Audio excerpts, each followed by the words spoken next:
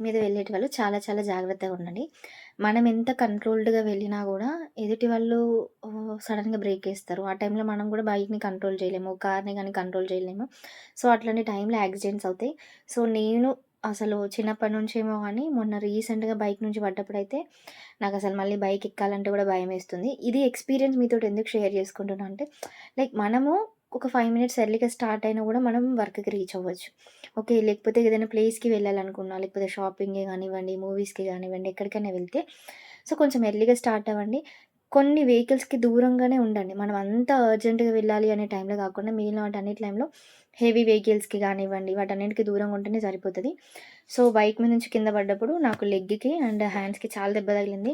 Literally full పెయినొచ్చింది. And నేను అసలు ఆ పెయిన్ గురించి చెప్పలేకపోతున్నాను. అంత హారబుల్ పెయిన్. సో, ప్రికాషన్స్ కంపల్సరీగా తీసుకోండి. లైక్ హెల్మెట్ పెట్టుకోవడమే గానివ్వండి, మీ ఫ్యామిలీ మెంబర్స్‌కి గూడా హెల్మెట్స్ తీసుకోండి. ఓకే. హెల్మెట్ అనేది కంపల్సరీ.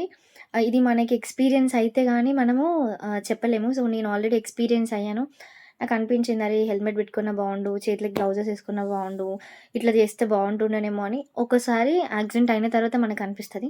బట్ ఫస్ట్ టైమ్‌కి మనకి ఇన్ని థాట్స్ రావు గదా! సో, సమ్‌వేర్ ఎవరికొకరికి యూజ్ అవుతది అనే ఒక థాట్ తోటి షేర్ చేస్తున్నాను. సో, మా హస్బెండ్‌కి గూడా దెబ్బలు తగిలినాయి. అసలు ఆ బైక్ మీద నుంచి మేము పడిపోయినంక ఒక 2 మినిట్స్ వరకి మాకసలేం తెలవలేదు. వేరెవరో వచ్చి లేపితే ఫోన్స్ అయితే మొత్తం ఇట్లా పగిలిపోయింది. మొత్తం స్క్రాచ్ వచ్చి హ్యాండ్స్‌కి దెబ్బలు తగిలిపోయినాయి.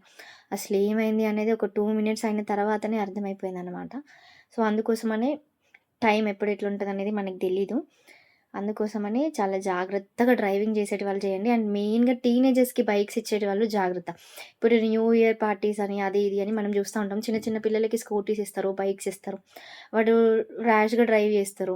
ర్యాష్‌గా డ్రైవ్ చేసినప్పుడు మనకి హిట్ చేసినా కూడా మనకి ప్రాబ్లమే అవుతది. వాళ్ళనేమంటారు మళ్ళా చిన్న పిల్లలకి శిక్ష వేయొద్దు అనేసి వాళ్ళని తీసుకొస్తూనే ఉంటారు. సో, ఇట్లాంటివన్నీ పేరెంట్స్ కూడా థింక్ చేయండి.